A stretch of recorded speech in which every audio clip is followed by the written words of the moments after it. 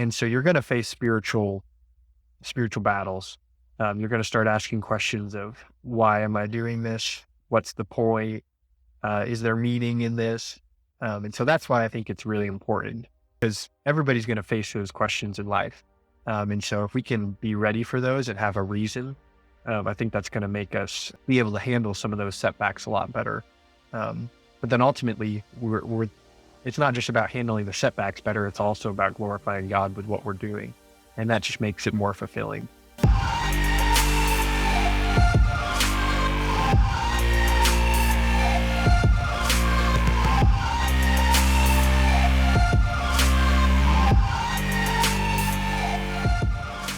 Okay, welcome back to the Altitude Project podcast. I'm your host, Thomas Madden, and through what I've experienced in running, I have developed a passion to help athletes experience fulfillment in knowing God and worshiping Him through their sport. I serve on staff with the Altitude Project, which is a summer training camp in Mammoth Lakes, California, that develops collegiate distance runners to excel in competitive running and Christian living. But it's much more than a camp. The Altitude Project has become a community of athletes that have been transformed by God's love and grace. So the purpose of these conversations is to understand how they have encountered God's love and grace, how they came to place their faith in Jesus Christ, and how their faith has influenced how they view themselves, running, and the world around them. Whether you've been a Christian for a while, or just started following Jesus, or you're simply curious about how faith and sport connect, I hope these conversations will inspire you to invest not only in your physical training, but also in your spiritual development. Now, before we introduce today's guest, if you want to join or support our community, there's a few ways you can do that. First, if you're a college runner, you can come to camp this summer. Head over to altitudeproject.com or use the link in the show notes or description to register. Second, tell your friends. Tell them about us. Share this podcast with them. Show them how to find it and subscribe. This is the best way to reach others. Finally, on the website, again, that's altitudeproject.com, you can learn more about how you can support the camp with your finances or prayers.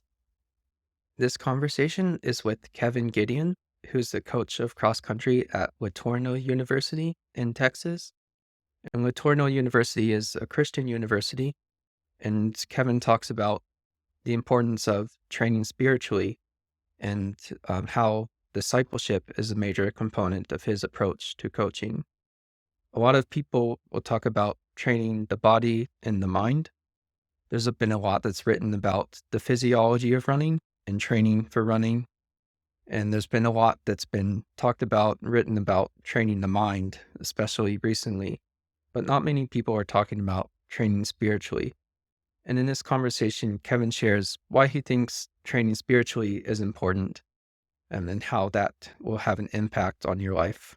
So there's a lot to take away from this conversation about training, about Kevin's approach to coaching and approach to relating to athletes and to individuals.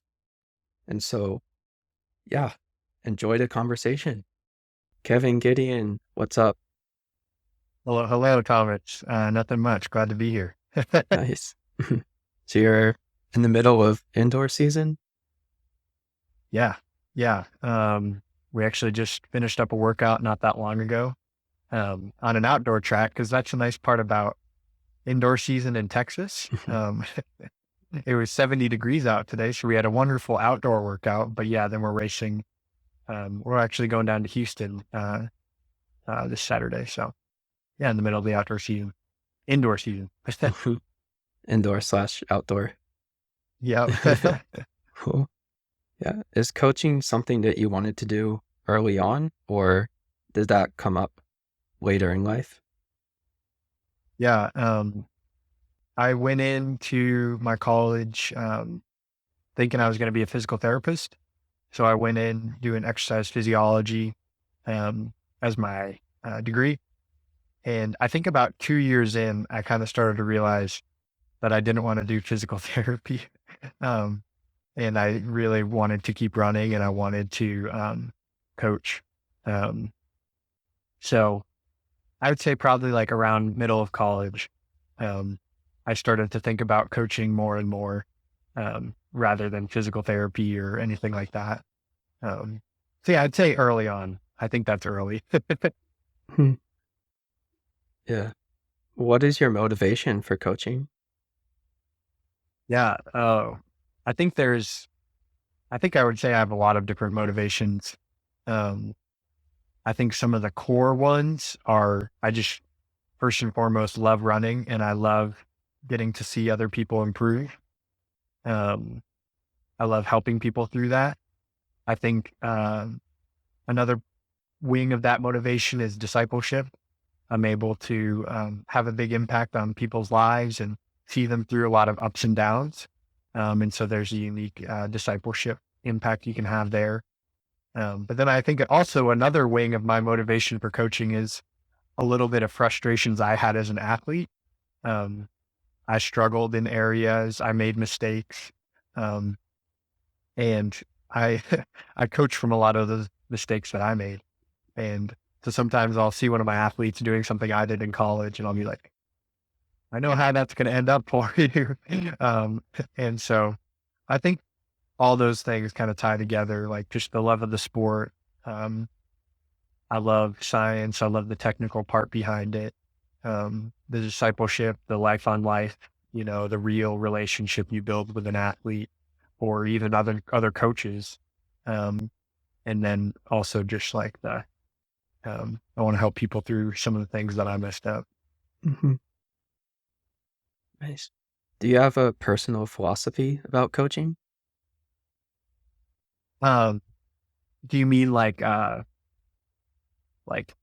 guess, I'm trying to think of a clarifying question. Philosophy as in like a person on person philosophy or like a overall training, more like sports science philosophy? Um, do you see those as separate? That's a good question too. I think so. I mean, obviously the training like is personal and individualistic. Um, but I guess the way I'd categorize them is a little bit different. Um, but I think my like personal philosophy starts with just each person, like coaching the person in front of me. I don't have like a vision statement or like a philosophy statement. Um, our athletic department, I mean, I really like what our athletic department philosophy statement is like, um, cultivating disciples and pursuing excellence. Um, and so I think I fall under that a lot. Um, but yeah, individualized, um, person on person, um, and things like that. But then, I mean, the reason I was splitting it up is like, I mean, like my four tenets of like any training program are like progressive overload, specificity, consistency, and recovery. Like, so when I'm writing out a training plan, those are the four things that I think about when I'm writing out the training part. Versus like when I'm making a decision about different things, like I might think about, okay, what is this person going through right now? How much school load are they under? How many credits are they taking? What's going on in their life? Things like that. Does that kind of answer it a little bit? I think so. So, yeah, there's like two parts to it. You have the Yeah. training part, but then you also have to take into account, yeah, what's going on in their lives. Yeah. Hmm. Yeah. So, I mean, I guess in my head, I separate those things out a little bit, but like they're definitely conjoined and they mesh at different points throughout the whole process. Hmm. Yeah. Yeah. You see discipleship as part of coaching? Yeah. Um, cause I mean, God has made a huge impact on my life. Um, my faith is who I am. And so I think it just kind of bleeds out of me, as part of what I'm going to talk about with athletes. Um, and I mean, thankfully I'm at Tourneau University, a very, Christian University, like I said, our whole athletic department statement is cultivating disciples and pursuing excellence. And so that really makes it very easy to make that a huge part of it, um, make it a huge part of my coaching. But yeah, I mean, the cool and bad thing sometimes about being a coach is, I mean, because you're with your athletes for so long, like, let's say you're at a meet, you do a 4-hour bus trip or something there, you're at a meet all day, then a bus trip back home. I mean, they see you when you're tired, hungry, ready, like just out of bed, prepped and ready, but like they see you at all points. So, your personality is going to spill out, um, for better or for worse. And so, yeah, I just think part of my discipleship, part of my personality is discipleship and wanting others to know the Lord. So, Mhm. Yeah. What about for your life? Do you have a personal philosophy about your life? hmm. um, yeah, I mean, I think the Bible shapes a lot of how I think about my life, um, and decisions I make. Um, Oftentimes, like, even like taking this job at Tourneau, I've only been here for a year and a half. So I finished my graduate work and then I was looking at different jobs and things like that. Um, okay, where do I want to be? What state do I want to be in? Do I want to be close to family? Things like that. Like all those decisions come in and just taking those to God. Like, God, where do you have me? Going to people older than me, wiser, my parents, mentors, things like that. Um, I think that's all, kind of part of my life philosophy. Um, I think like when it comes down to it, what I really like enjoy doing with my life is I like helping others. I like, and I kind of said that with the motivation for my coaching, like, some mistakes I made, I don't want to see other people make. Um, I want to make the Lord known because of what I do. I want to be a part of his mission. Um, yeah, I think those are a lot of the core tenets of my life's philosophy Mhm. Take in a conjumbled way. So taking things to God, does that mean trusting God with everything in your life? Yeah. Yeah. It, um, it was funny, like, I was talking about this job at Laterna. This is my only option. I didn't have another job, Mm. come through or anything like that. And so with that, I was kind of like, okay, here we go.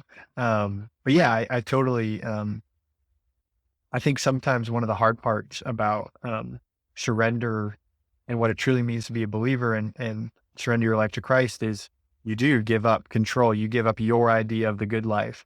Um, and I've even struggled with that a little bit in coaching, because one of the I didn't say this originally. One of the reasons I got into coaching was because I wanted to keep training and I wanted to keep running for myself. And I've kind of learned this the hard way. Being a college coach, it's actually pretty hard to put your training first. Um, I'm not saying it's the hardest job in the world to keep running. There's plenty of people who have pretty hard jobs, but uh, just with the training schedules and it's not about my running anymore. It's about my athletes. Um, and so that's been a hard part for me and something I've had to trust God a little bit with is like, God, I have this burning desire. I want to keep running, but I'm not always able to get in the miles I want to, or get in the sleep and recovery and things that I need to. But I know you put me here for a reason, and I trust that. And I'll enjoy the running and training I get to do. I get to do plenty of it. and so that's one area I've really had to trust God, I think. It's just like knowing that, I mean, yeah, I might want to just have this cushy job where I can just focus on myself all the time. But I think that's where just one way I can be kind of selfish. Um, so, Mhm.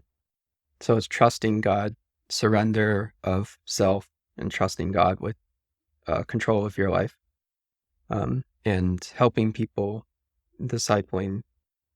Was there another one that I missed?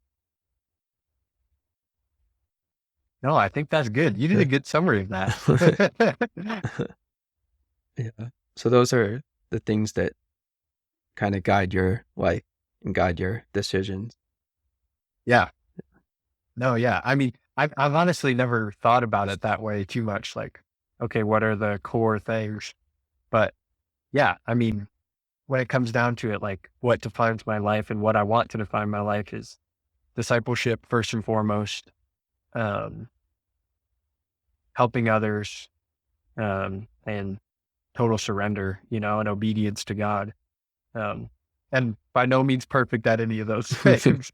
um, so So when you were hired, you said that your goal was to connect with each athlete and help them to grow physically, mentally, and spiritually. And I love that. I'm with you on the value of training spiritually alongside physically and mentally. And so, yeah, it would be great to get into how you train each of those aspects. But first, I want to ask you about the value of training spiritually. Um, I'm wondering how you would articulate that value of training spiritually. yeah, yeah, that's one of the hardest ones to train a little bit. Because I mean, there's so many books about the different, Jack Daniel's running formula, Tim Noakes, Steve Magnus, like, all these guys have books out. Um, and there's different books about the mental game and stuff, but like, there's not a ton of books about being a Christian athlete. There's a few, Brian Smith's got a really good one, that goes into all these different facets. The So Christian athlete. yeah, the Christian athlete. Um, that's a book that I've pulled a lot from. Um, and actually had the pleasure of he spoke to our team and stuff. So he's been a big, I would say, kind of guy that I've looked to in that space. Um, but yeah, I'd say like, and also it's different. I've got the advantage of I'm at a Christian school, so we actually have team life groups. So it's about 7, 8 times a semester. Um, Me and our assistant coach, Coach Van, we take all the guys track and cross country, and we, get to do a life group talking about what's going on in their lives, doing prayer requests, going opening the Word. Um, and so that's kind of one of our big ways that we're able to do that. Our team also has a Bible study that they do on their own without me as the coach there. But, so that's kind of how we do it and how I shape it a little bit. But then also, I mean, so much happens in conversations, just getting to know the athletes, um, and building a relationship is so important for you to be able to get to that point where you're able to train them spiritually. Um, like I just, for example, like how I try to get to know the athletes, like, um, I saw a guy on the bus doing a Rubik's Cube to our last meet. And so I just sat down next to him and I was like, "Hey man, teach me how to do this Rubik's Cube. I've never solved a Rubik's Cube." But like he sat down, I mean, he's a brilliant guy.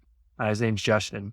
And he taught me how to solve a Rubik's Cube. And all of a sudden, before I knew it, I solved a Rubik's Cube in my own hands. And he just told me how to flip the whole thing. And so that was a cool moment. I got to connect with one of my athletes, who I might not have had that deeper relationship with, just through a Rubik's Cube. And so now, like next time, like I'm able to talk with him on a little bit different level. Like we know each other a little bit more. Um, but I think all that, so that's kind of how we go about it and how I think about it. But then all that is really important because running is it's going to take you to a lot of different places. It may take you to the top and some really high places, where you might have to deal with some pressure, some expectation, but it also may drag you down to the bottom with injuries. Um, you know, could be anything with training not going the way you wanted, not seeing the PRs you want to see. And so you're going to face spiritual battles. You're going to start asking questions of why am I doing this? What's the point? Is there meaning in this? And so that's why I think it's really important. Because everybody's going to face those questions in life. And so if we can be ready for those and have a reason, I think that's going to make us be able to handle some of those setbacks a lot better. But then ultimately, we're it's not just about handling the setbacks better. It's also about glorifying God with what we're doing. Um, and that just makes it more fulfilling. Um, so yeah, Yeah. I think that answers it. Yeah. Yeah, for sure. Yeah. You have a really unique, or, well, it's not really unique, but you have a really cool opportunity to at a Christian college where you can integrate spiritual training with your team. Like you Yeah. mentioned, the team life groups and the Bible studies. Yeah. Well, and okay, I'll also brag about this. Well, I can't really say it was me, but so we had a preseason camp, and so we're trying to provide value for the team, and so we had some guest speakers in. One of them, small name, Sydney McLaughlin, zoomed in to talk to our team, and let me tell you, like that woman is so impressive. She, I think, did more for our team spiritually than almost anybody else, Mhm. because she's loves the Lord, has an amazing relationship with the Lord, and a deep knowledge. And she shared incredible insight. And so it's things like that too that we were able to do, um, that are just like, I mean, I think I learned a lot from that too. um, and so, yeah, I do love that about being at Laterno. Um, so Yeah, that's yeah, awesome. What a blessing to your team. yeah, that Yeah. was really fun. It was one of the guys who graduated last year is at USC doing some graduate work, and he goes to church with Cindy McLaughlin and her husband. Oh. Um, Yeah. So what about people who don't have that at their college? Uh, how yeah, how could they go about training spiritually? yeah. Um, I mean, there's a lot of different opportunities on a lot of different campuses. FCA, Athletes in Action are two campus ministries that I think are really big. Um, and if they don't have them on your campus, there's even ways you can reach out to them, and they'll either plug you in with a campus maybe close by that has it, or even like Zoom in people. I know they've done things like that. Um, and so, but then also like, it doesn't necessarily have to be in a sports context. Like, I mean, you can grow spiritually at your local church, just serving in the kids ministry, or, just being involved at your church. Um, and so I think that's really important, is just seeking other people, a community. And then I think like though that community can help you bring that your faith in and integrate it in with your sport. Um, you know, I think that's what's really important. Um, and even at a Christian school, like there are people on my team who aren't believers. And I know that, and I know they need Jesus. Um, and so it's an interesting thing to handle even on our team. Um, and again, that's why I emphasized like we do things as a staff, but then I also encourage the athletes to do things out on their own, just as athletes, because and once the coach is in the room, it changes the environment a little bit. Um, and so I really encourage them to try to have a captain's or like team led Bible study, because I think that will do a lot for culture, and just impacting each person on the team. Um, but yeah, I think the biggest thing for if you're at a non-Christian school or something like that is just plugging into a local church, and then also FCA or AIA or um, anything like that. Yeah, I agree. Community is huge. What about some concrete things that they can do on the day to day? Because it's a daily thing. It's, yeah, much like running. Um, so yeah, what are some daily concrete things that people can do to train spiritually? Yeah, yeah. I think have a goal, have something in mind. I mean, there's lots of plans or books out there, um, but then also one of the things I have to do is I have to remind myself of things all the time. So I actually like it's literally right on my desk, like I'm packing of post-it notes. And so like something hits me in that moment, like a verse or something, and boom, it's on a post-it note, and I'll put it on the wall, on the mirror, in the kitchen, like somewhere. Um, And that's something I have to do just to remind myself, even to get in the word. Hey, be in prayer for this person, be in prayer for this event coming up, something like that. And so, yeah, I mean, there's lots of different ways you can practice your spiritual things, whether it's getting in the word, doing a Bible study, reading like a book, or something.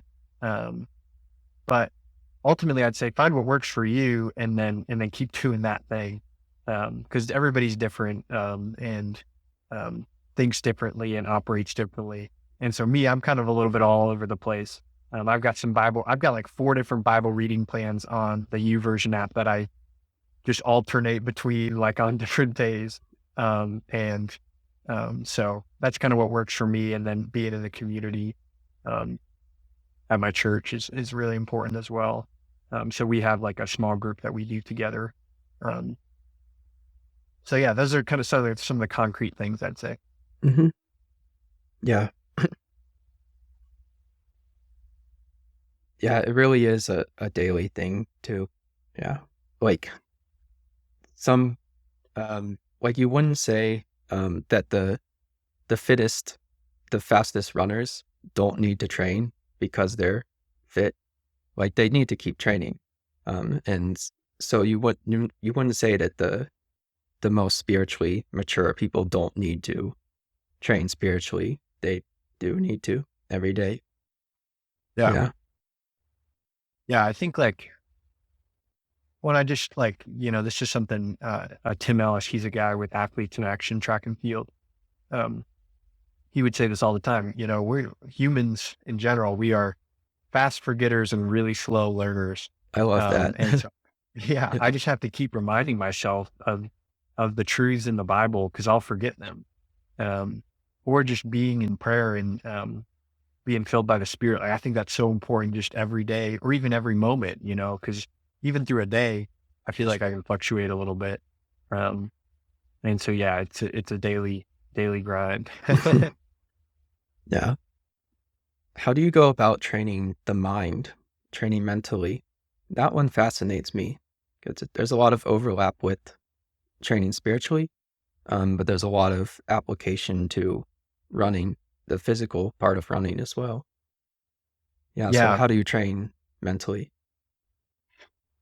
I I am personally somebody who I really think it can be overhyped a little bit, the mental training or visualization or something like that. I don't know if overhyped's the right word. I don't implement a lot of things like that. Because I found in my own running career that fitness covered a multitude of sins, so to speak. When I was in really good shape, that's when I was really confident. When I was in really good shape, that's when I, would stick to a plan or things like that. So that's my main goal as a coach. Like, I just want them to be realistic with where they're at. And then, okay, let's make a plan to get there. And then as long as you're realistic along that plan, because really, I think a lot of the mental, either, let's just say getting to the starting line, like the mental stress of getting to the starting line or something like that, like pressure or expectations. I think a lot of that can be, um, come out of faulty expectations, either on the athlete or the coach's part. Like, let's say the coach is always expecting more and more and more. And obviously that athlete's going to be nervous to get on that start line, because even their best might not be good enough, if the coach is always wanting more and more. Um, but I think so, just being realistic, like, okay, because I mean, running, we can kind of tell what shape you're in. Like, it's not always a guess when we get on the starting line. We kind of know how things are relatively going to go. And so I'm very realistic with the athletes about where they're at, what my expectations are for them. And I think that helps cover a lot of the stress of getting to the starting line. The mental part of in the race, that is, yeah, that's the tough part. I think wanting the workouts, being in really good shape helps. But then some of that is a little bit of an X factor. Like, some people are just dogs and just can grind it out. And I think I was one of those people. I needed to be in really good shape. I don't feel like I'm very good at digging into that well very deep. And so I felt like I needed to be in better shape than some of the other people around me. Um, and so Do that's kind of how I go about it and talk about it with my athletes. yeah, like yeah, getting to the truth. I think like operating from that point, I think is really helpful. If you can believe it, um, then yeah, it's yeah. I don't know what I'm trying to say, No, I but like that's exactly what I was saying. Like, because if we understand, okay, and I as the coach should be able to kind of tell where their fitness is at. And so if I can give them a ballpark of where they're at fitness wise, it takes out some of the guesswork because that's the biggest thing. A lot of times athletes are like, I don't know where I'm at. And that can create some of the unnerve and maybe lack of confidence or something. Um, and so, but also like, I mean, there's no hard and fast rules. Like sometimes that might not work. And like, maybe I do need to give this athlete like a really strict plan to follow to help get them to the starting line. So there's a lot of different ways you can, chop it up and go about it. Um, but yeah, I think being realistic is the most important thing. mhm. Um, Yeah, I think you when you're realistic, you're not expending resources thinking like, um, is is this really where I'm at? Like, yeah, yeah, can I back this up? And there's might be some fear associated with that. But yeah, if you're realistic and you believe that and it makes sense to you, then yeah, there's like a sense of calm. You're not expending resources on things you don't have to. yeah. Well, and then I mean, like, so given just this past year, like there was two examples, Graham Blanks and Parker Valby. Like I remember both of them gave post race interviews after they won the NCAA Division I national meet, and both of them said they were nervous and didn't think they were going to win.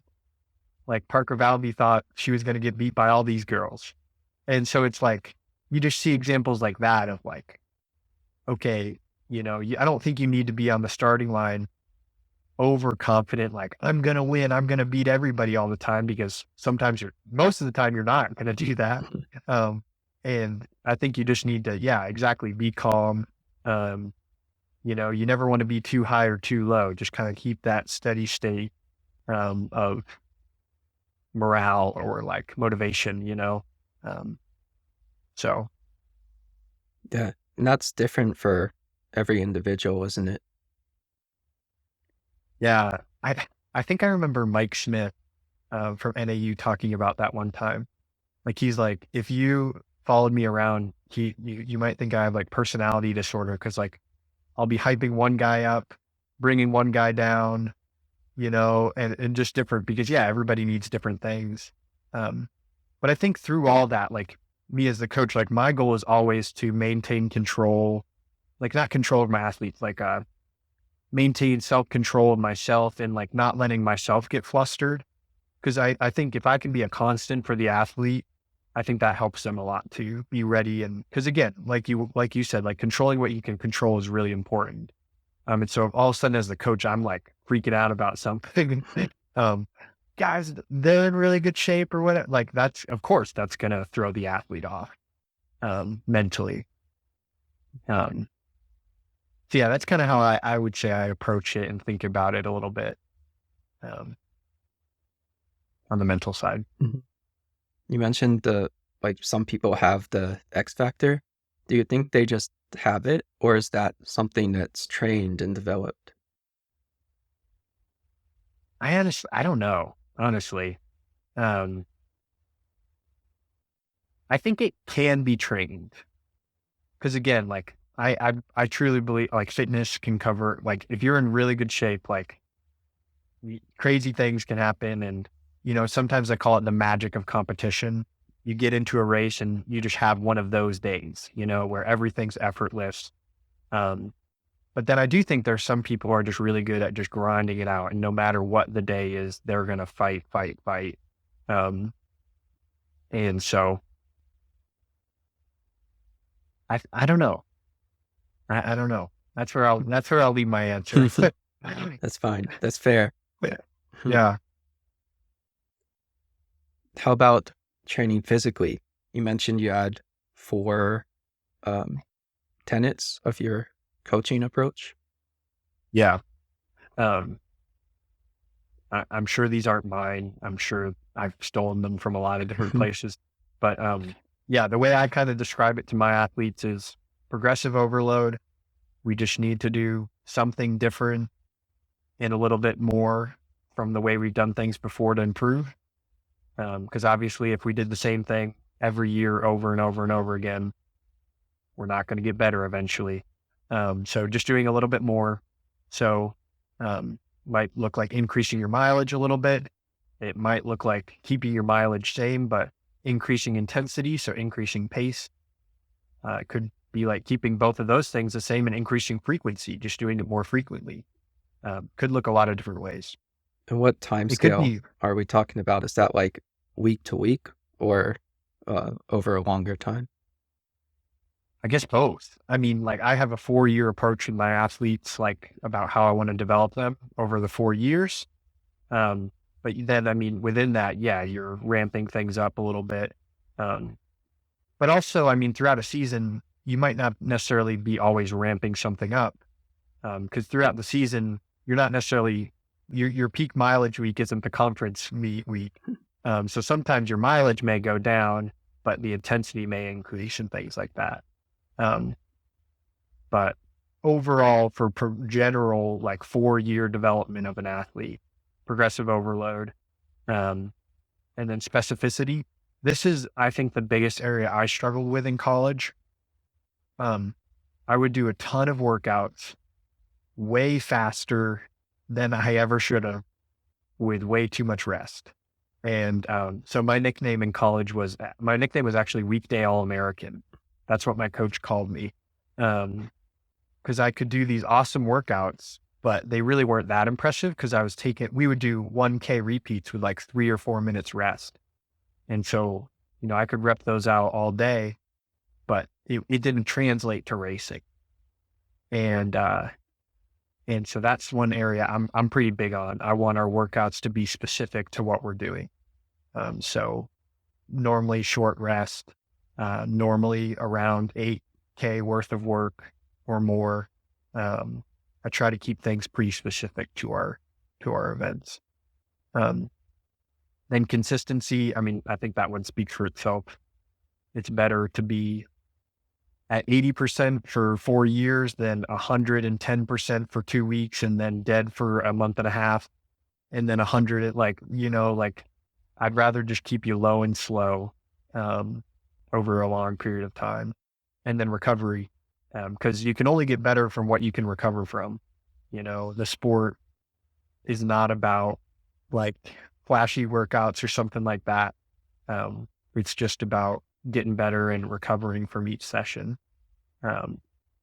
It'd be so easy if it was just about breaking the body down. But it's about breaking the body down, then recovering and coming back stronger. So yeah, those are kind of like, and actually those help me a lot because throughout coaching, like you have to make a lot of decisions. And sometimes I don't even know what the best decision is, like given a training plan or something. But then I just kind of go back to those 4 things, like, okay, how am I progressing this athlete? How is this being specific to what we want to accomplish? How is this going to help them stay consistent? And then what's the recovery aspect? And normally once I go through those 4 things, most of my questions are answered. So those really help me make decisions day to day.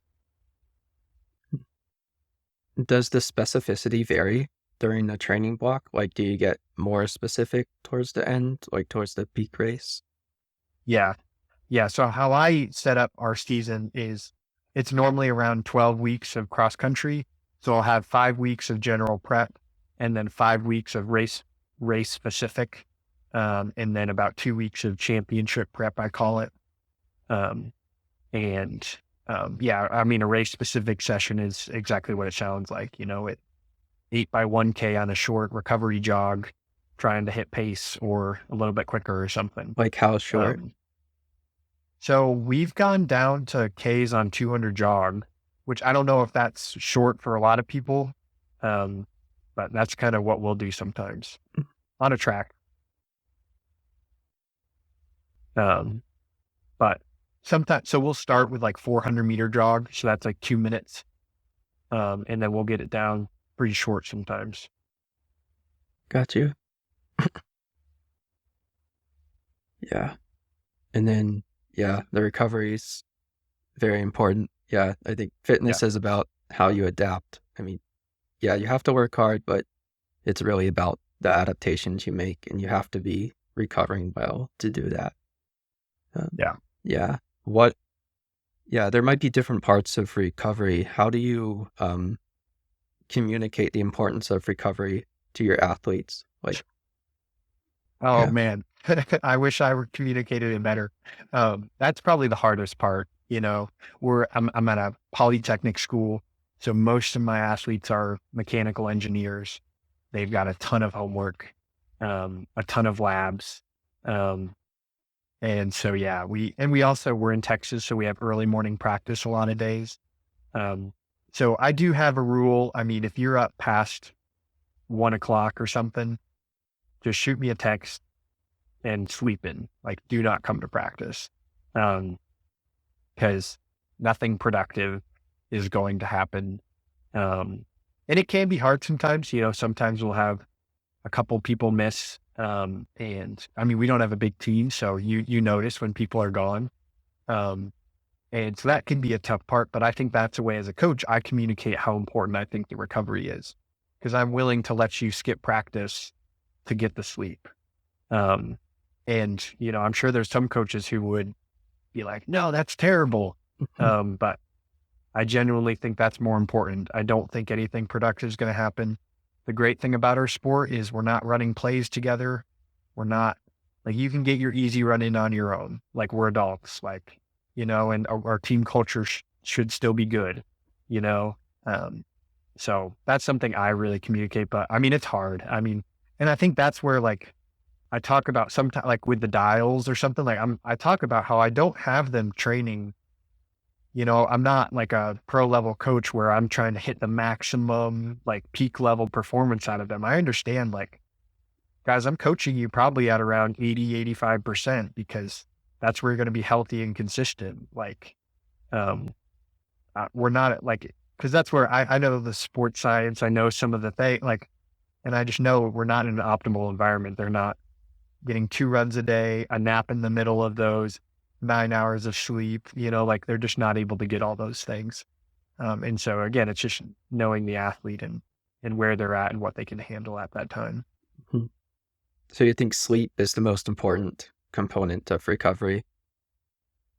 I think like sleep and nutrition are your biggest blocks, um, for sure. Um, Even in like injury prevention and things, like people love to do all these exercises and things and stuff. And I mean, I've heard you talk about biomechanics, and I think that's all important for sure. But when it comes down to it, I really think like controlling our training volume, training smart, sleep and recover, and sleep and nutrition. I mean, those are really the big things I want to nail. And if you can nail those, I think you'll be in a pretty good spot. I love that you keep them at 80 to 85%. It's, yeah, there was a study on the Australian track and field athletes, elite track and field athletes, and they found that if you complete at least 80% of your training weeks, then you were 7 times more likely um, to meet your performance objectives for the year compared to if you didn't. So yeah, just Yeah. going for 80%, that'll get you to your goal. And that was so I started because towards the end of college, I kind of started training myself a little bit. And I would write out these plans of like, oh, I want to do all this. And I would just get hurt. And so then I started writing it out. And then I started taking 90% of it or 80% of it. And I would write and I would do that. And then all of a sudden I kind of found that I started being healthy. And then, yeah, I heard of that study. And then I read it in Ben Rosario's book, Run Like a Pro, Even If You're Slow. Oh, it's a great book. But he does that too. He does the same thing. He writes out a plan and he does 85% of it, even for his pro athletes. Um, and it's really hard. I mean, because I feel like as a coach, one of the biggest things I do is pull the rein. Like they just want to do more and more because they're all driven, and it's exciting. So Cool. Did you have mentors that taught you? yeah. Oh What yeah. did they teach you or instill in you? Um, yeah, I think one of the biggest coaching mentors is Mark Mish from Colorado Springs. I met him on an Athletes in Actions missions trip. And I remember like I mean, because I'm very young in this coaching. I coached for 2 years as a GA, and then last year was my first year where I got to write the entire program. And so I remember sending him my whole training plan, like shaking in my boots, nervous. Like I was like, "Is this good? Like, am I going to be able to help these athletes improve?" Like, and he was just like, it's funny because he was experienced enough to know, like, I mean, the training plan changes so much, and it's really not the biggest piece of the whole thing, I think. And but he gave me really good insight and just, yeah, you're on the right path. Like this is good. Maybe tweak these workouts or something. But I mean, even more than that, I mean, Mark just taught me a lot about be like face to face, knowing the athlete, building a relationship. Um, I think that's the most important thing. Um, and then even my college coach, Coach Orchard, at Cedarville, like I mean, he did the same thing. He was really good relational coach. You would go into the office and leave like thinking, "Oh yeah, I'm definitely going to be an All-American," because he would just inspire you, tell you some story about a walk-on who started running 100 miles a week and became an All-American. And so you're like, "All right, that's me." And so, yeah, I think those two guys really taught me a lot of different things about coaching. Now, how do you go about, yeah, making that connection with the athlete, developing those relationships? Yeah, I think it's pretty easy for me mainly because I'm 25 still. And so like, I'm really not that much older than them. I understand a lot of what they're going through. Um, Do you speak Gen what Z? I try, hey, that workout slapped or whatever, no, I try not, I try to be a little bit above that. Um, but I'm trying to think of what other slang they teach me or whatever, um, but I think that's one thing that's really easy. But then also, like, I mean, I still try to run with them when I can. So I run with the girls' team most days. So I just ask them, hey, what do you have going on today? Or what's your hardest class? Or, I mean, it's just simple being around. And then I kind of already gave that example of like the guy on the bus doing the Rubik's Cube. And so I just sat down. Also, we play cards on the bus, we play hearts. um, when we're on long bus trips or something. So just, taking advantage of the time where you've got them on a bus. Um, I think that's really important. Um, I think those are some of the biggest ways. Um, just Yeah, getting to know 'em. just being there, Yeah. spending time with them. Yeah. Yeah. Do you have a vision for your team? I have lots of visions for my team. Like, I guess, and what do you mean? Like what it looks like one day or what, success or like what kind of vision do you mean? Or all the above? Your team at their best. What does that look like? Yeah. And you can take this any way you want to, however you interpret that. I, um, man, I almost really like where they're at. I would love to add more people to it. I think we can grow in numbers wise. That's one way I definitely see. I just think we could have a bigger team. Um, I would love to see a team with a little bit stronger of that team discipleship and team Bible study or something, um, led by the captains and things. Um, that was a huge part of my college team, and so that's something I really want them to kind of grow in, guys and girls. Uh, yeah, honestly, they do a lot of things really well right now. We've got a lot of young people who do the process really well. And process like just the daily things. They care about the sport. They care about the little things. Um, I would love to see that keep going and that just get better. Um, and then just, that we care about each other and encourage each other. And um, I think those are all really important. Um, those are some of my visions. Hmm. Yeah. Yeah, that makes sense. Um, yeah, since discipleship is important for you and it was for your life. And so, yeah, it Yeah. makes sense that you want to see that for your team. Yeah. Yeah, and towards a similar mission, you've also served with the Altitude Project, which is a training camp for college distance runners, helps them excel in competitive running and in Christian living. And yeah, it's same population of runners, college runners. Is there anything about that population specifically that attracts you? I think just because I always want to be a college distance. um, uh, no, again, I think it just comes back to my personality, the things I love, running, uh, being out and about. I'm actually looking. My desktop screensaver is I think it's Duck Lake. I can't remember. One of the runs we do at Altitude Project. So I love that I'm looking at this while talking about this.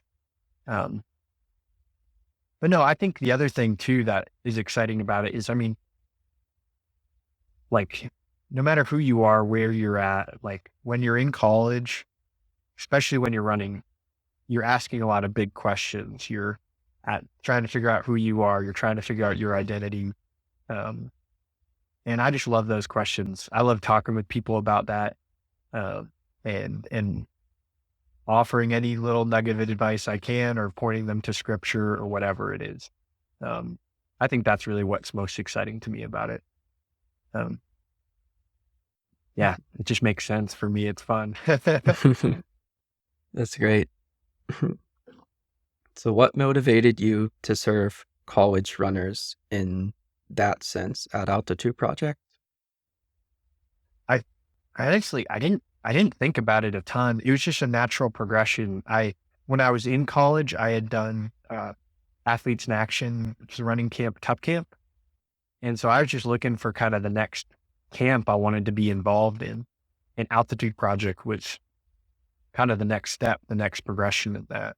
Um, and so I just asked where I could sign up, and was ready to go. Yeah, and it's been a pleasure serving alongside you. I think, Oh, thank you. yeah, the athletes there are better for you, and I think the other staff are better for you too. Well, I appreciate that. It's been fun, and I really love camp, and um, yeah, it's got a special place in my heart, especially after this last year. Um, yeah, I mean, camp does a lot for me too. I learn a lot at camp, and you get just as much out of it as anybody else, yourself. I think so. Yeah. Why does it hold a special place in your heart? What's special about it? I think because of, well, first and foremost, the friendships, the bonds you make at camp, um, but then also the things you learn about yourself, uh, the time you get to think, the beautiful scenery you're in. Um, it's easy to feel close to God, I think, at camp because you're always focused in, and you're in beautiful scenery that just makes you want to praise the Lord. Yeah, um, in so Mammoth Lakes, California. Yeah. yeah, Mhm. it's, yeah. So I think those are why it has a special place. Mhm. Yeah. What impact have you seen the camp have on athletes or yourself?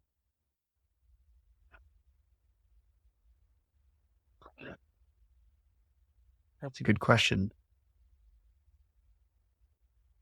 I think trying to think of like specific impacts. I don't know, honestly. You get to have a lot of really good relationships, and I think you see athletes, even just in the week they're there, they grow a little bit or learn something new that could help them in their running. Um, but also just the bonds and relationships, like, getting to work with the other counselors and see how hard they work on camp, and the time they put into it while having other jobs and things like that. Um, I think that's definitely one way it's inspired and challenged me, is I just know how hard everybody's working to put this awesome camp on, and I want to be a part of that too. So, um, yeah, I think that's a couple different ways. Hmm.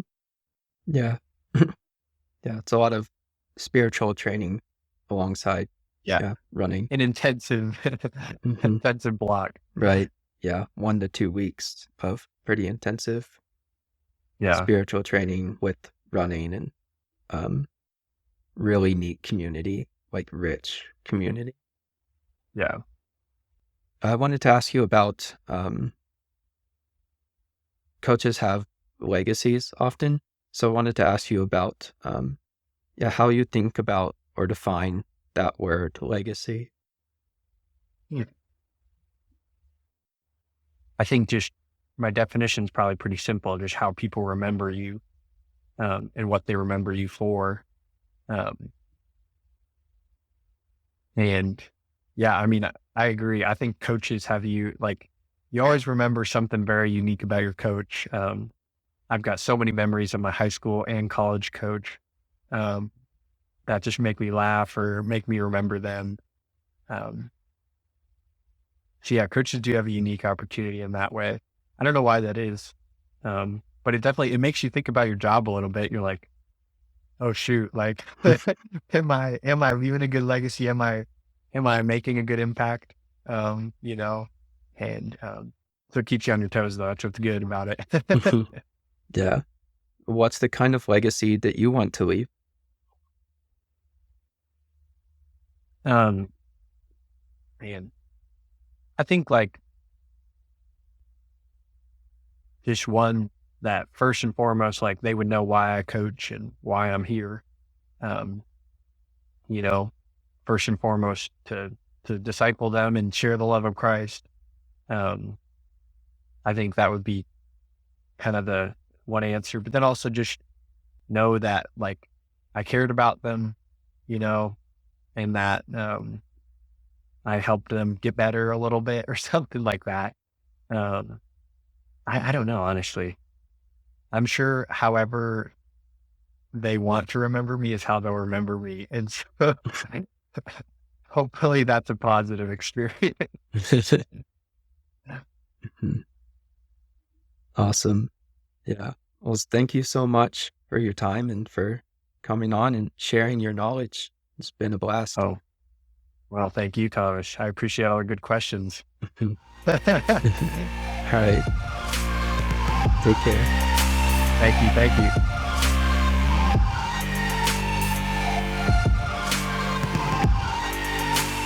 I hope you have enjoyed this conversation.